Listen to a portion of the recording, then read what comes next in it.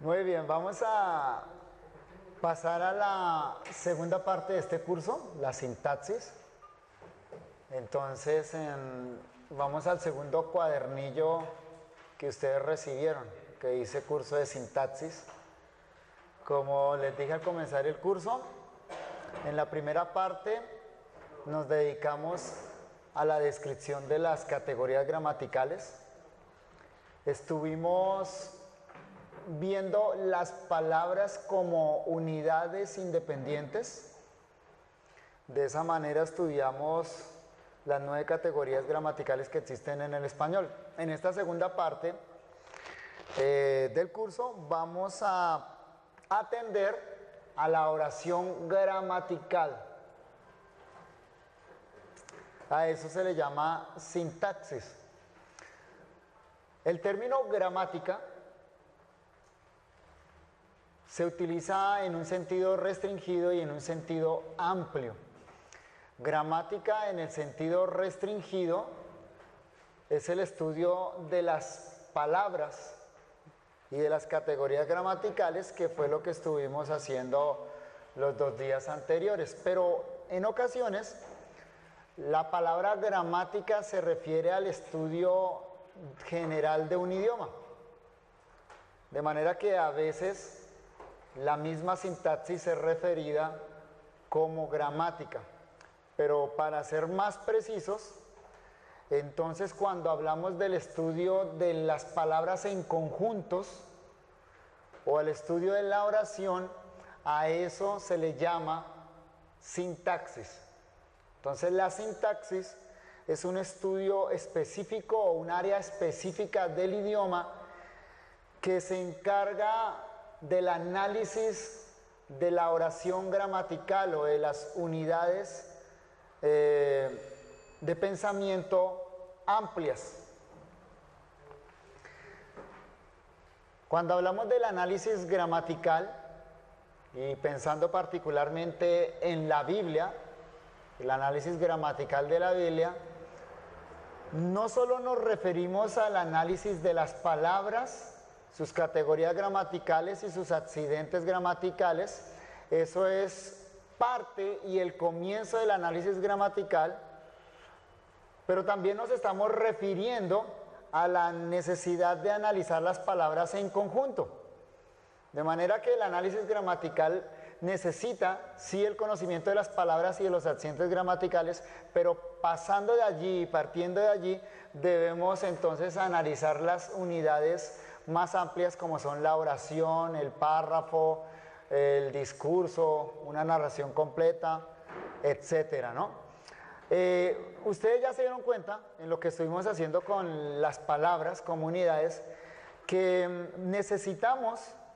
varias veces necesitamos mirar la palabra en el conjunto más amplio en el que se encuentra.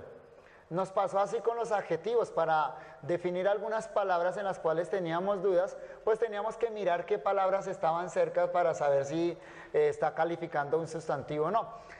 Eso de por sí ya nos pone en alerta o nos llama la atención que la comunicación cabal en el idioma no se da por palabras sueltas, sino por el conjunto o la reunión de palabras. Entonces nosotros comenzamos el estudio con palabras y con las categorías gramaticales, pero de ahí debemos pasar al estudio de la oración gramatical. Para que haya comunicación en el idioma, para que nuestro pensamiento pueda pasar de nuestra mente a otras personas, nosotros articulamos oraciones gramaticales y juntamos oraciones gramaticales para armar un discurso, un párrafo o una unidad más amplia. Entonces, en la comunicación pasamos de la unidad básica, que es la palabra, a unidades más completas como la frase o la cláusula, llegando a la oración, pero para pasar nuestro conocimiento a otras personas, y así la encontramos en la literatura, en la Biblia, que es literatura. Entonces esas oraciones se juntan en párrafos, pero además se juntan en capítulos, en unidades narrativas, unidades discursivas, y finalmente se juntan para formar libros. La palabra entonces necesita unirse con otras palabras para transmitir el pensamiento. A la unidad básica de pensamiento entonces se le llama oración. La oración es la reunión de palabras que transmiten un sentido completo. Pero para transmitir el pensamiento no simplemente reunimos palabras al azar, como si metiéramos una serie de palabras en un baúl, ¿sí? O en una tula y las sacáramos al azar y empezáramos a juntarlas y ya estamos transmitiendo el pensamiento. No es así. Esas palabras deben unirse de acuerdo a ciertas reglas para que nuestro pensamiento sea entendible para otras personas. Pensemos, por ejemplo, en cuatro palabras sueltas, se las voy a dar en desorden. Si yo les digo casa, sustantivo casa, el sustantivo Juan, les añado el adjetivo su y tomemos el verbo pintó, el hecho de tener esas cuatro palabras ahí de por sí, así nomás, sin un orden, una estructura, no transmiten un sentido. ¿Sí? Yo podría decir casa, Juan, su, pintó. No te como unir las palabras. Ahí no estoy transmitiendo una idea, ¿sí? Aunque su mente empieza a trabajar y a tratar de organizar lo que yo quise decir, entonces no hay una idea, necesitamos organizar esas palabras.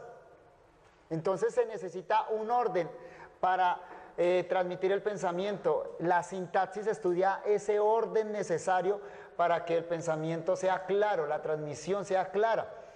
Ahora, no solo se necesita ese orden, también se necesita cierta lógica en la transmisión para que nuestros pensamientos sean bien entendibles. Volvamos a tomar las cuatro palabras que teníamos antes y digamos que yo digo casa pintó su Carlos. Porque la regla gramatical dice que el sujeto es un sustantivo, que luego va verbo y luego va el complemento que es un sustantivo con sus complementos. Puse un sustantivo primero, casa. Luego puse un verbo, pintó. Y luego coloqué un sustantivo con su complemento, su Juan o su Carlos, ¿sí? Casa pintó su Juan. ¿Está bien transmitida la idea?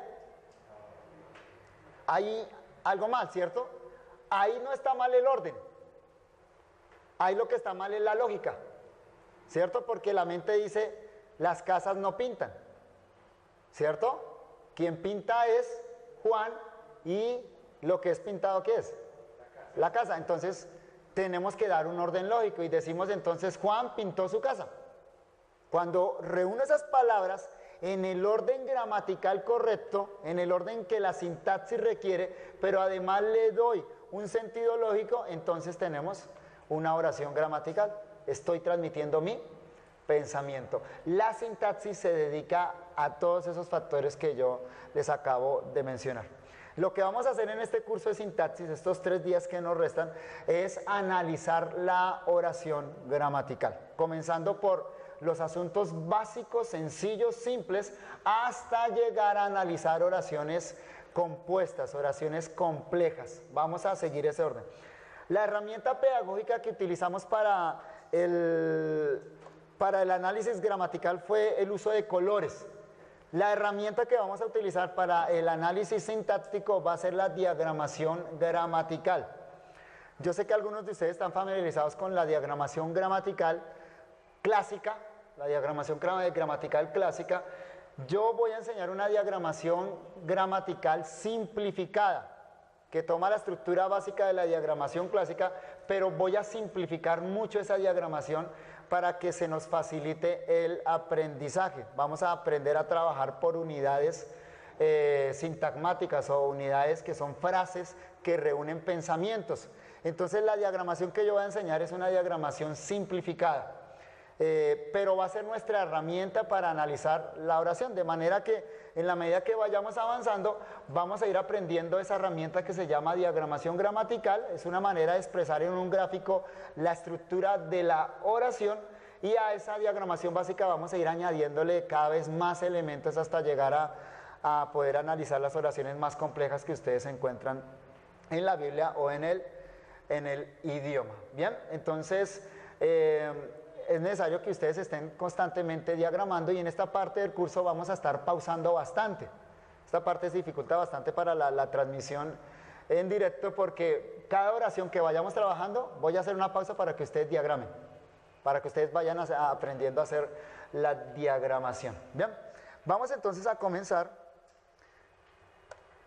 definiendo la oración gramatical. Ahorita mencioné lo que es una oración, ahora demos una definición ya formal de la oración gramatical. La oración gramatical es el conjunto de palabras que expresan un pensamiento completo.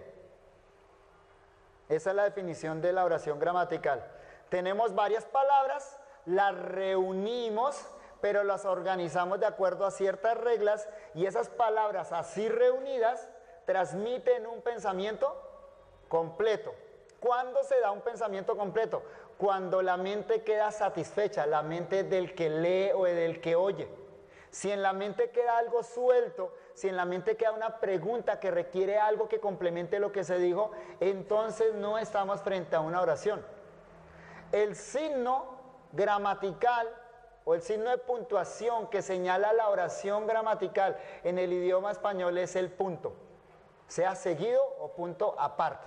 Esa es la manera simple y sencilla entonces de encontrar una oración gramatical, el punto. Dos ejemplos, Génesis 1:1. En el principio creó Dios los cielos y la tierra. Noten que al leer esta expresión, la mente queda satisfecha.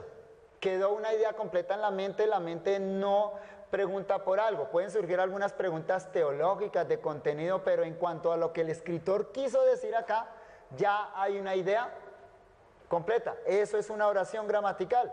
O note una más completa, más compleja, Juan 1:3.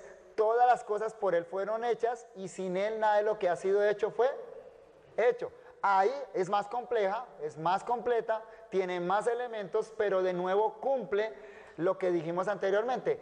Se transmite una idea completa. Ahora, puede haber oraciones de una sola palabra. Aquí tengo dos ejemplos. Ezequiel 37:5, viviréis. Transmite una idea completa. O Apocalipsis 11:1, levántate. ¿Sí nota que en los dos casos queda una idea completa? En los dos casos corresponde a un verbo. Viviréis es un verbo, levántate es un verbo. Es decir, el verbo por sí mismo es una oración, porque transmite una idea completa. El verbo, como vamos a ver en todo este curso, el verbo es la unidad fundamental en la oración gramatical en español. Cuando tenemos varias palabras reunidas, se juntan varias palabras, pero no expresan un pensamiento completo, entonces estamos frente a una frase. En ese caso la mente pregunta, la mente no queda satisfecha y levanta ciertas preguntas. Note, por ejemplo, si tomamos solo esta parte de Juan 1:1, en el principio. Si yo digo, usted solo lee en el principio, su mente ¿qué dice? ¿En el principio qué?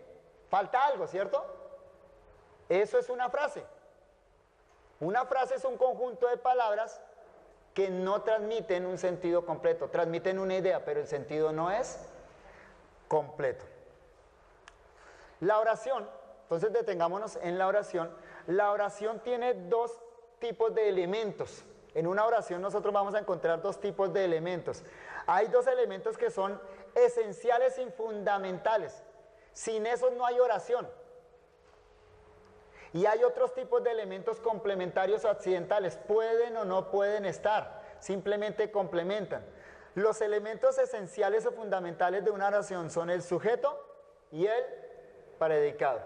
Sin eso no hay oración. Cada oración gramatical debe tener sujeto y predicado. Y a esos elementos fundamentales, que son el sujeto y el predicado, se le añaden otras palabras que simplemente complementan la idea, la especifican, la hacen más clara. A esos elementos se le llaman complementos. Hay complementos tanto del sujeto como complementos del predicado. No son esenciales, simplemente se añaden ya para transmitir ideas más complejas. Entonces, los elementos fundamentales de una oración son el sujeto y el predicado. Los dos deben estar para que haya una oración gramatical. El sujeto, El sujeto es de quien se dice algo o de quien se habla. Y el predicado es lo que se dice o lo que se predica del sujeto, de quien se habla. Podemos expresar en un gráfico esa idea. Acá lo tenemos. ¿Cómo podemos dividir la oración de una manera básica y fundamental? La oración tiene sujeto y tiene predicado. Eso sería un diagrama básico o la expresión gráfica de esos dos elementos fundamentales de la oración. El sujeto de quien se habla o de quien se dice algo. Y el predicado lo que se dice del sujeto. Esos son los dos elementos entonces básicos. Tomemos por ejemplo la siguiente oración de Romanos 6:4. Inicialmente vamos a tomar solo, no oraciones completas en la Biblia, sino pequeños elementos de las oraciones para que vayamos, como les dije, de lo más sencillo a lo más complejo. Tomemos por ejemplo esta expresión de Romanos 6:4, esta oración. Cristo resucitó de los muertos por la gloria del Padre. Ahí tenemos sujeto y predicado. Sujeto, ¿de quién se habla? De Cristo. ¿Qué se dice de Cristo? Resucitó de los muertos por la gloria del Padre. Esos son los dos elementos que tiene una oración. Noten entonces cuál va a ser nuestro diagrama básico. Vamos a comenzar con este diagrama básico de una oración. El diagrama básico va a ser este. Una línea horizontal y una línea vertical dividiendo.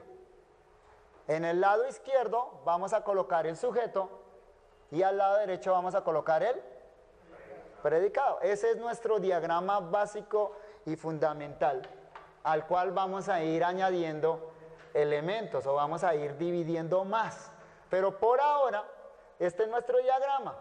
Línea horizontal, línea vertical dividiendo. En el lado izquierdo superior usted va a colocar el sujeto, todas las palabras que se refieran al sujeto, a la persona o de la cosa de la que se habla, y en el lado derecho usted va a ubicar el predicado, lo que se dice de ese sujeto. Viendo la oración desde una perspectiva muy general, podemos decir que hay dos clases de oraciones.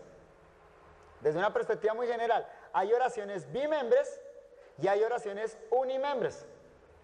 Bimembres, por supuesto, las que tienen los dos elementos, que cuando usted lo lee y lo descompone, usted puede colocar elementos tanto al lado izquierdo como elementos al lado derecho, como en el ejemplo anterior. Cristo resucitó por la gloria del Padre. Note que pudimos colocar elementos tanto en el lado del sujeto como elementos en el lado del predicado. Eso se llama una oración unimembre. Pero hay oraciones que solo tienen un elemento explícito.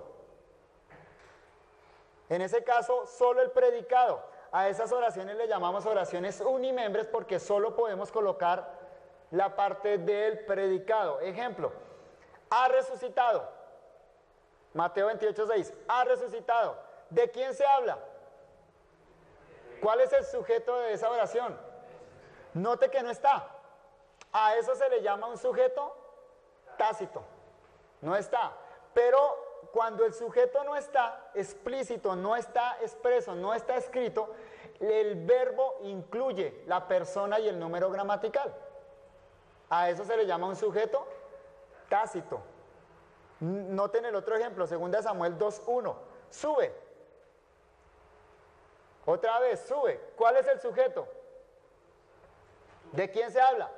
Segunda persona singular, un tú, pero no está expreso, no está ahí. Solo tenemos el predicado. Cuando nosotros encontremos un sujeto tácito, un sujeto que no está ahí escrito, entonces lo vamos a dibujar de la manera como lo colocamos acá, una X entre paréntesis. Eso es sujeto tácito. Y vamos a colocar en la parte de arriba la persona y el número gramatical que incluye el verbo. En el primer ejemplo, ha resucitado. ¿Cuál es la persona y el número de ha resucitado? Tercera singular. Ese es un sujeto tácito. Entonces sabemos que es un él o una ella el sujeto tácito. Entonces, de una manera muy general, muy básica, vemos que hay oraciones bimembres y oraciones unimembres. Dime. No, porque no lo expresa el verbo. Expresa solo tercera singular, no nos dice si es hombre o mujer. Por eso colocamos 3S. Lo mismo sube. ¿Quién sube? ¿De quién se habla en sube? No. Bueno, sí, está bien. Pero acá es sube, es un tú, segunda persona. Es un mandado, es un imperativo. Aunque puede ser el sube también. Está bien. Si es segunda persona, si es un tú, ponemos segunda singular, 2S, que está incluido en el verbo.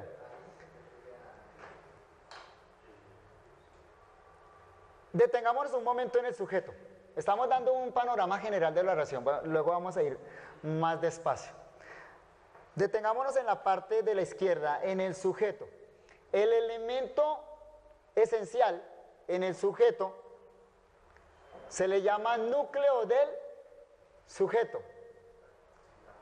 Siempre en el sujeto hay una palabra que es la más importante, la fundamental, la que transmite la idea, y las otras simplemente lo especifican. A esa palabra fundamental se le llama núcleo del sujeto, los otros son modificadores o complementos del sujeto. El núcleo del sujeto, por regla general, es un sustantivo.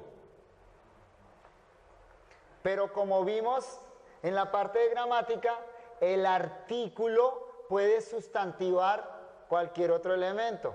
De manera que cualquier otra categoría gramatical sustantivada, un adjetivo sustantivado, un pronombre o un infinitivo sustantivado, puede funcionar como un sujeto. Pero porque pasa a funcionar como un sustantivo, se sustantiva, se dice en ese caso. Ejemplo. Cantares 2.13 dice, la higuera ha echado sus higos. Noten esto, la higuera ha echado sus higos. ¿De quién se habla? ¿Cuál es el sujeto de esa oración? Ahí tienen el diagrama. La higuera. ¿Cuál es el predicado? ¿Qué se dice la higuera? Ha echado sus higos. En el sujeto, ¿cuántas palabras tenemos? Dos, ¿cierto? ¿Qué categorías gramaticales tienen esas dos palabras? Ajá. No vamos a abandonar el uso de colores. Cada oración que ustedes van a copiar en su cuaderno y van a diagramar, van a utilizar los colores. Van a ver que aquí los colores cobran una utilidad grandísima. Después les voy a explicar bien eso. Pero no vamos a abandonar el uso de colores. Por ahora aquí yo no he puesto colores, pero después sí voy a colocar todos los colores en las oraciones. Aquí tenemos artículo y sustantivo. La, artículo, sustantivo, higuera. ¿Cuál es la palabra más importante ahí, la que transmite el sentido de quién es el sujeto? Higuera. ¿El artículo qué hace? Determina. El artículo determina, simplemente acompaña. Lo pone en específico, la higuera. Entonces, en este caso, el núcleo de ese sujeto es la higuera. Debajo de higuera colocamos N o NS, núcleo del sujeto. En este otro ejemplo, Juan 6:69, nosotros hemos creído. Nosotros hemos creído. ¿De quién se habla? De nosotros, ese es el sujeto. ¿Qué se dice de nosotros? Hemos creído, ese es el predicado. Centrémonos en el sujeto. ¿Cuántas palabras tenemos ahí? Una. ¿Pero qué tipo de palabra es? ¿Qué categoría gramatical? Pronombre. Un pronombre reemplaza el sustantivo. ¿Recuerdan que eso fue lo que vimos en el pronombre? El pronombre se usa en lugar del sustantivo, ¿cierto? Entonces, en este caso, ahí el núcleo del sujeto es el pronombre. Cualquier palabra que en cierto momento tome el lugar del núcleo del sujeto, o sea, que esté sustantivada, aunque pertenezca a otra categoría gramatical, entonces es núcleo del sujeto, funciona como un sustantivo. Ejemplo, Salmo 37:11, los mansos heredarán la tierra. Diagramen eso ahí en su cuaderno, en la hoja que tengan. Para eso no va a funcionar el computador, necesitan hacerlo en cuaderno.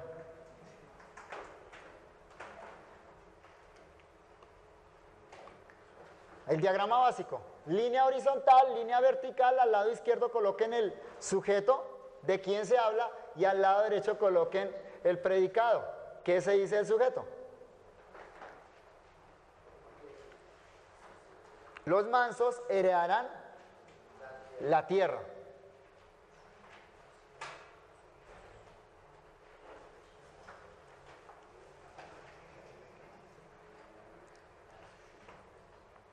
¿Listo? Sin colores, ese no lo hagan con colores ahorita. ¿De quién se habla? Los mansos, ese es el sujeto, ¿cierto? ¿Qué se dice los mansos? Heredan la tierra, predicado. ¿Quedó algo así? Muy bien. Ahora, ¿cuál es la palabra más importante del sujeto? Mansos, ese es el núcleo del sujeto. Pero la palabra mansos, ¿en qué color iría? Naranja, porque es un adjetivo, es una palabra que señala cualidad. ¿Por qué funciona como núcleo del sujeto ahí? El artículo, lo sustantivo. Los mansos, ahí se está refiriendo a unas personas, el artículo, lo sustantivo. Pero la palabra mansos es un adjetivo porque es una palabra que denota cualidad. Este segundo ejemplo, ahí en el segundo renglón. Y aprendan también los nuestros a ocuparse en buenas obras. Esto está más complejo un poquito. Diagrámenlo a ver. Pregunten, ¿de quién se habla? ¿Y qué se dice? Este está un poquito más complejo porque el orden está aquí trastocado. Recuerden que como son ejemplos extractados de la Biblia, de Reina Valera 60, que es una traducción literal, el orden muchas veces no es el orden natural en español. Sigue el orden del original griego o hebreo. Línea horizontal, línea vertical, al lado izquierdo coloquen el sujeto de quién se habla y al lado derecho el predicado que se dice del sujeto. Bien, ¿de quién se habla? Los nuestros. ¿Qué se dice de los nuestros? Aprendan también a ocuparse en buenas obras. Note que tuvimos que separar. ¿Y ese I qué se hace con él? El I, las conjunciones cuando comienzan oración las vamos a colocar arriba a la izquierda, indicando que une con lo anterior. Ahí poco a poco vamos a ir aprendiendo esos elementos. ¿Quedó algo así? Los nuestros, sujeto, aprendan también a ocuparse en buenas obras, predicado. ¿Cuál es el núcleo del sujeto? La palabra más importante de ese sujeto. Nuestros. El pronombre. El pronombre reemplaza al sustantivo y está acompañado por un artículo. En clase de gramática, solo en clase de gramática, vamos a romper el orden de las oraciones como aparecen en la Biblia. ¿Sí? O sea, en hermenéutica aprendemos que el orden de las palabras es importante por énfasis, por el idioma original. Acá, como las vamos a analizar en español, vamos a romper ese orden y vamos a organizar de la manera sintáctica correcta conforme vamos a aprender el diagrama. Acá sí podemos romper ese orden. Note que rompimos el orden, ¿no? Los nuestros están en la mitad de la oración, lo tuvimos que pasar al lado del sujeto para que podamos entender la oración. Incluso una frase puede funcionar como sujeto de la oración si está sustantivada. Mateo 21:9, la que iba detrás aclamaba. Hagan el diagrama de eso. Recuerden, línea horizontal, línea vertical, al lado izquierdo, sujeto de quién se habla y al lado derecho, predicado, lo que se dice del sujeto.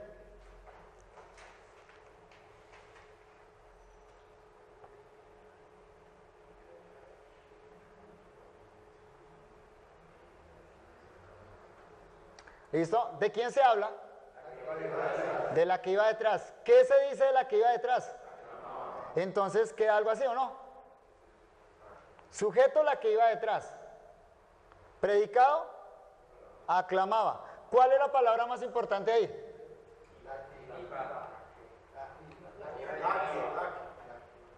Ajá. Pero si decimos solo la que, no transmite la idea. ¿De quién está hablando? Noten la pregunta que dice. ¿De quién está hablando? De la que iba detrás. No, usted no puede quitar ninguna palabra ahí. Si usted dice la que, no nos transmite la idea. La que iba puede ser, pero no es lo que dice el autor completo. tiene que ser la que iba detrás. Como es una frase, el artículo al sustantivarla la fusiona. Hace las veces como de que pegante. Ahí usted no puede separar ninguna palabra. Toda la expresión completa, la frase completa acá, entonces funciona como núcleo de sujeto, como sujeto.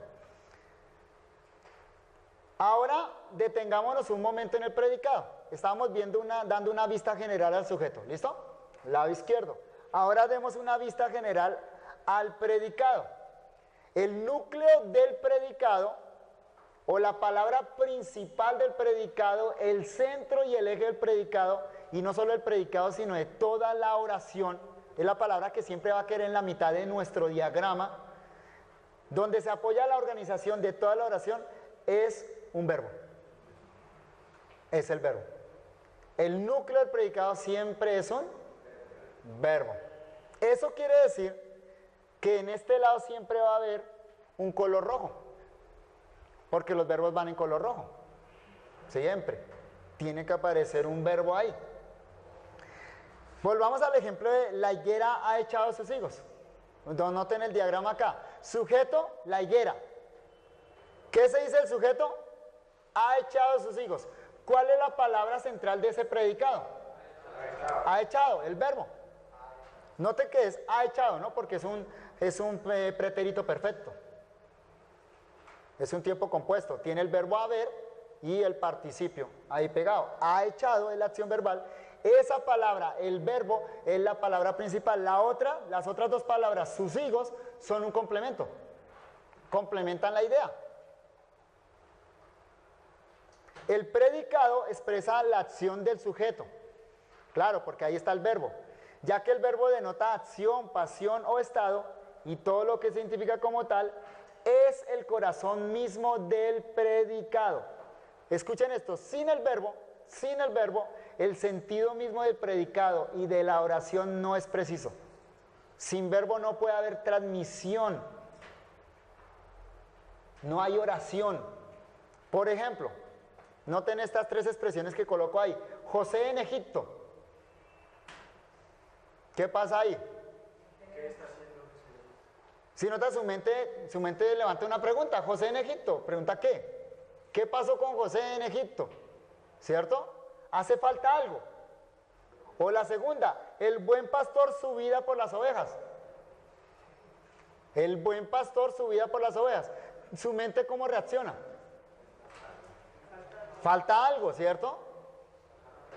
O si decimos un hombre de Jerusalén a Jericó.